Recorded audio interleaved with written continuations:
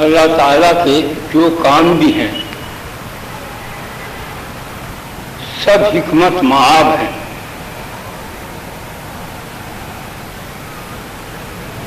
موسموں کے لحاظ سے دیکھ لو، پھلوں کے فروٹ کے لحاظ سے دیکھ لو، گرمی سردی کے لحاظ سے دیکھو، ہر طرح پر خدا نے ایک نظام قائم کیا ہوا ہے. جیسا وہ نظامدار ہے ایسے ہی نظامدار آدمیوں کو، اپنے بندوں کو پسند کرتا ہے. خصوصیت کے ساتھ ایسے طریقے سے آراستہ پیراستہ کر کے اپنے نبیوں کو بھیجا، نمونے ظاہر کیے، ان کے اصحاب کو بھیجا، ان کے ازواج کو بھیجا، ان کی اولاد کو بھی. کس طرح جان دی جاتی ہے، کس طرح دین کا کام کیا جاتا ہے، کیا کیا دین کے کام میں قربانیاں دینی پڑتی ہیں، وہ سب سکھا دی محمد صلی اللہ علیہ وسلم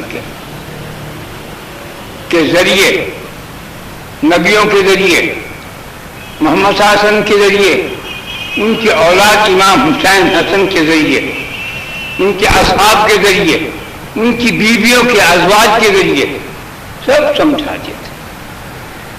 سلیقہ طریقہ ہر چیز کا، ہر بات کا، کھانے کا، پینے کا، رہنے کا، سہنے کا، بیوی بچے گھر بار سب کے مطابق. ایسی اس نے یہ مہینے بھی بنائے. کسی مہینے میں رحمت نازل ہوتی ہے، کسی میں فضل ظاہر ہوتا ہے، کسی میں کرم ظاہر ہوتا ہے، کسی میں غضب ظاہر ہوتا ہے، کسی میں بلائیں ظاہر ہوتی ہیں، کسی میں کچھ. ہر مہینے کے اندر ایک ایک گڑ بھرا ہوا ہے. اسی مہینے کے اندر ایک سفر کا مہینہ بھی ہے جو خطرناک ہے، ہیبتناک ہے، بیماریوں سے، پریشانیوں سے، رنج و غم سے، طرح طرح کی زحمتوں سے لبریز ہے، بھرا ہوا ہے. اسی لیے کہتے ہیں اس چاند کو مت دیکھو. اگر خود بخود نظر پڑ جائے تو اور چیز ہے، لیکن باقاعدگی سے مت دیکھو. کئی وجوہات ہیں اس کی. کوئی یوں کہتا ہے کہ جوجی پہاڑی پر جب حضرت نوح کی وہ رکھی گئی آکے کشتی، اس کو کہتے ہیں اس وجہ سے. بعض کہتے ہیں آدم علیہ السلام کو جنت سے جو نکالا تھا تو یہ مہینہ تھا. بعض کہتے ہیں کہ اس مہینے میں آپ نے دنیا میں تھوڑا تھا، آخرت کو اختیار کیا تھا. ایک روایت اصل جو لگتی ہے دین کو وہ یہ ہے کہ اس مہینے میں آپ کو سخت کچھ تکلیف ہوئی، اس تکلیف میں آپ پر غشی تاری، اور لوگ جو ہیں صحابہ جو تھے رنج و غم کے اندر علم میں مبتلا تھے، چاند دیکھنے کی فرصت نہیں ملی. حقیقت یہی لگتی ہے. لیکن خود بخود دکھائی دے تو اور ٹھیک ہے، لیکن اس کو باقاعدگی سے دیکھنا نہیں چاہیے. گناہ نہیں ہے، مکروہ نہیں ہے، پسند نہیں ہے.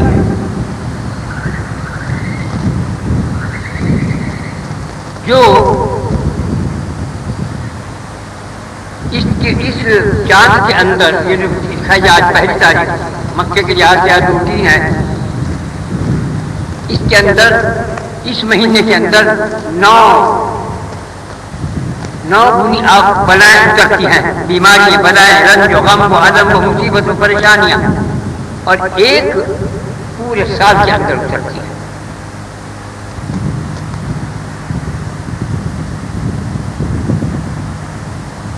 کیونکہ اللہ تعالیٰ نے 18,000 بیماریاں بلائیں اتاری ہیں، جن میں 6,000 کا تو نہ دوا معلوم ہے نہ مرض معلوم ہے. 6,000 کا یہ ہے کہ اس کے نام تو معلوم ہے، دوائیں اس کی معلوم نہیں.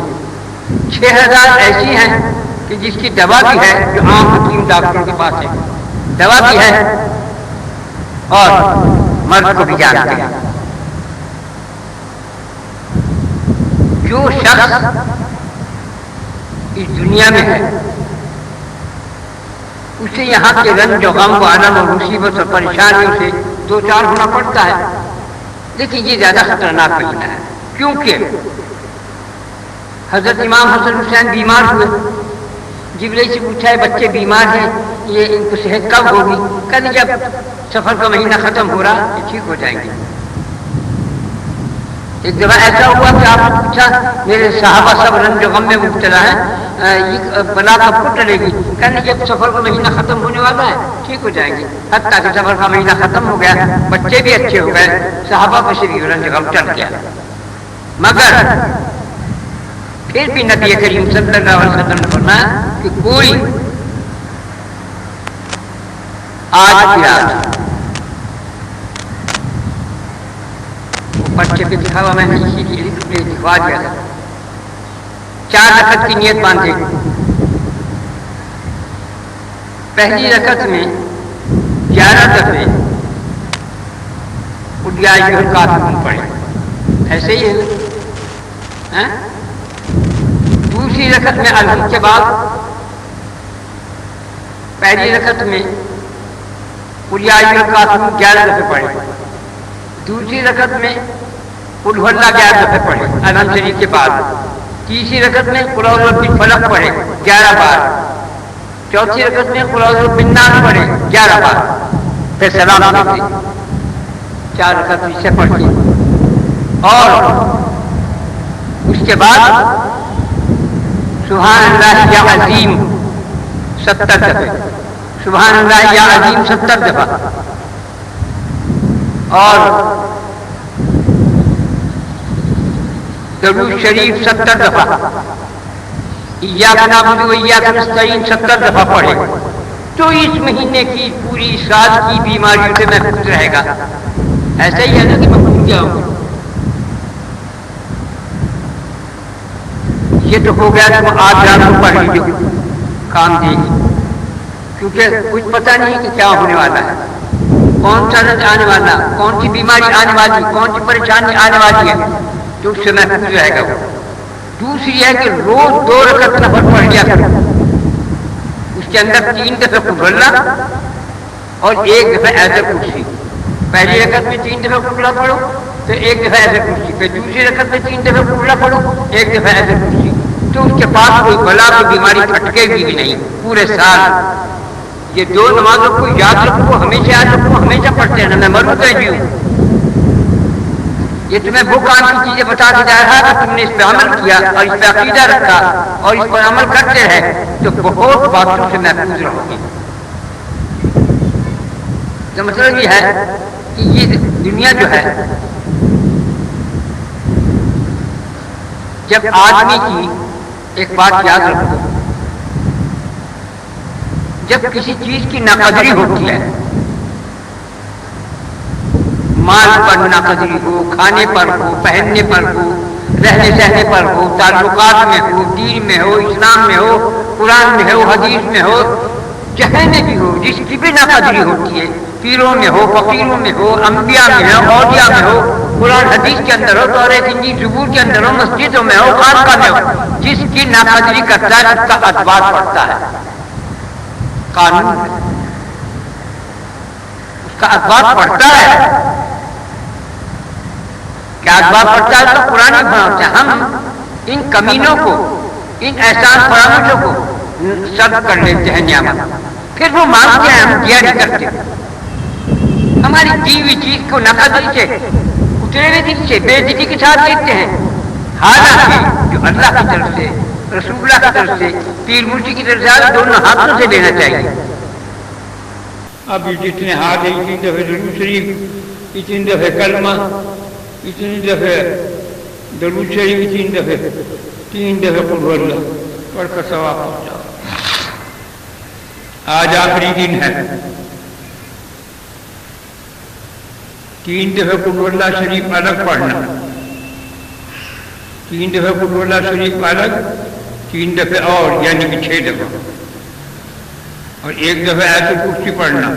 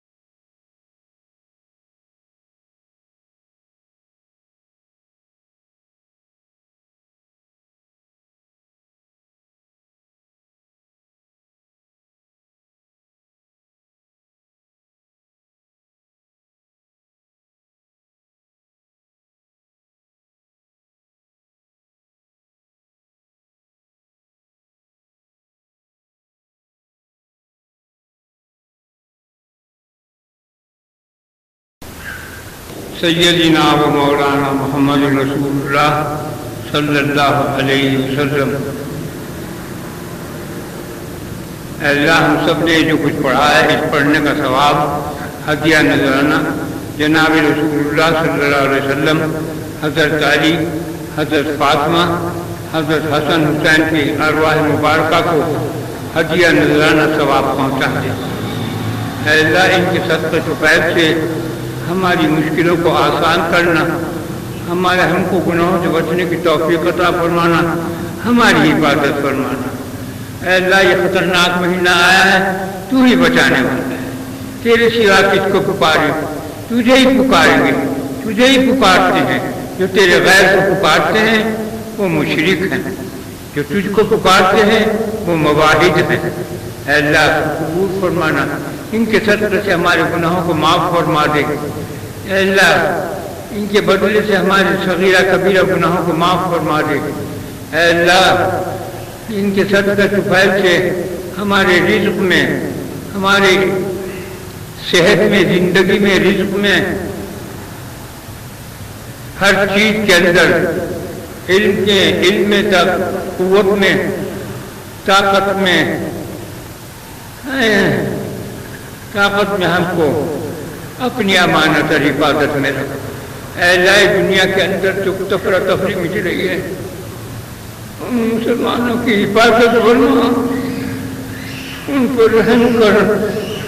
مرنے کے بعد تو شہادت مل رہی تھی پر دنیا میں دردناک عذاب ہو رہا ہے، بچا لے، ہم کو بھی بچا، شہادت کا جام ضرور پلا۔